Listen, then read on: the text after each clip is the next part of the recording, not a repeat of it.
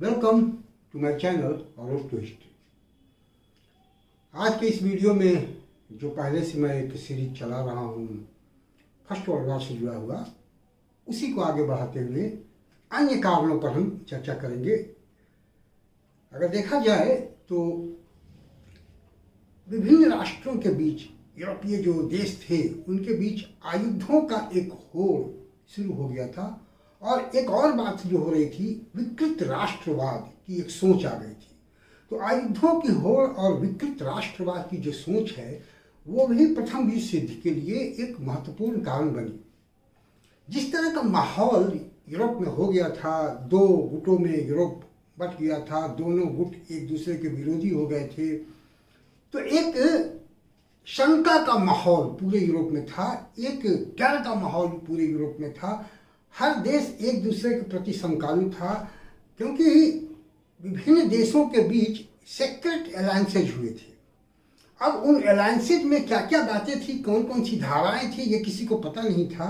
तो एक दूसरे को शंका की दृष्टि से देख रहे थे और ऐसी परिस्थिति में खुद को बचाने के लिए भी और खुद को दूसरे से ताकतवर साबित करने के लिए भी विभिन्न देशों के बीच आयुधों का होड़ शुरू हो गया। हर देश अपने आप को ताकतवर बनाने की कोशिश कर रहा था। आवश्यक सैनिक सेवाएं हर देश में लागू हो गई थी और जो सेना थी उसको आधुनिकतम जो विपन्स थे उससे लैस किया जा रहा था। एक पूरा माहौल जो है वो तनावपूर्ण और एक सैनिक वातावरण बन गया था पूरे यूरोप में। यहाँ तक कि विभिन्न क्षेत्रों में, जिस पर हम और भी बाद में चर्चा करेंगे, जैसे ब्रिटेन और जर्मनी के बीच में एक नेवल राइवलरी शुरू हो गई थी। और जब भी ऐसी परिस्थिति बनती है तो ऐसी परिस्थिति में जो सैनिक अधिकारी होते हैं वो सैनिक अधिकारी बहुत ही महत्वपूर्ण हो जाते हैं और वो असैनिक अधिकारियों पर, सिविल जो ऑफिशियल्स होते हैं उन पे हावी हो जाते हैं और एक तरह से राजनीति पर या लोगों की सोच पर उनका कंट्रोल शुरू हो जाता है और वो इस तरह का वातावरण बनाने लगते हैं या असैनिक अधिकारियों पर इस तरह का दबाव डालने लगते हैं कि अगर युद्ध नहीं शुरू किया गया तो जो सामरिक या स्ट्रैटेजिक जो परिस्थिति है, कंडीशन है, वो हाथ से बाहर निकल जाएगी। तो एक तरह से हम देखें तो हर देश में यही स्थिति थी और सैनिक अधिकारी असैनिक अधिकारियों पर दबाव डाल रहे थे और पूरे यूरोप का वातावरण ऐसा था कि जो राजनीतिक परिस्थितियां थी वो सैनिक अधिकारियों के चंगुल में, उनके कंट्रोल में आ गई थी। और ये परिस्थिति जो है यह भी प्रथम विश्व युद्ध के लिए एक इम्पॉर्टेंट कारण बनकर सामने आया और युद्ध जुलाई 1914 में भी देखा गया कि इसी तरह की परिस्थिति थी और प्रथम विश्व युद्ध की शुरुआत हो जाती है। दूसरी तरफ अगर हम देखें तो विकृत राष्ट्रवाद जो है वो एक निगेटिव कोनोटेशन है, वो पॉजिटिव कोनोटेशन नहीं है।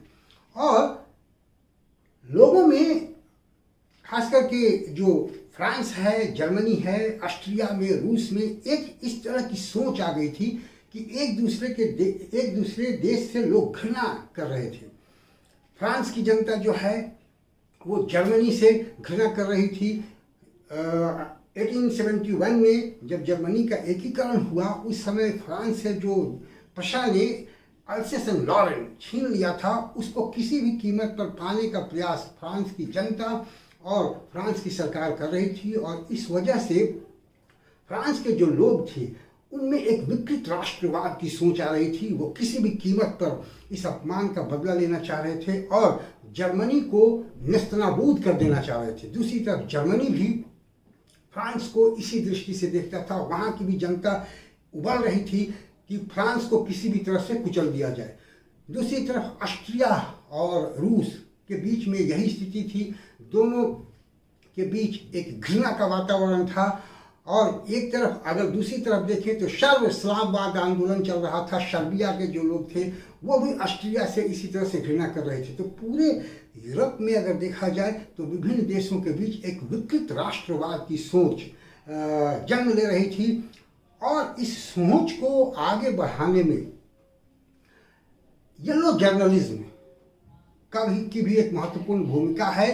येलो जर्नलिज्म का मतलब है कि जो उस समय पत्रकारिता थी या जो न्यूज़पेपर्स थे वो बातों को बढ़ा चढ़ाकर या इस तरह से प्रस्तुत कर रहे थे कि लोगों में और भी उत्तेजना और भी आक्रोश की भावना फैल रही थी। तो ये येलो जर्नलिज्म जो है इसने भी अपना एक रोल अदा किया।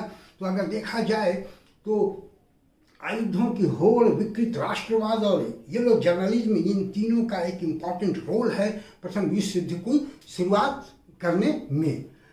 तो ये तीनों कारण जो हैं वो मिलकर ऐसी परिस्थिति पैदा करते हैं कि 1914 में प्रथम विश्व युद्ध की शुरुआत होती है। तो आज के इस वीडियो में इतना ही। अच्छा लगे तो आप इसको देखिए, लोगों को सजेस्ट कीजिए, अपने फ्रेंड्स को बताइए कि वो देखें।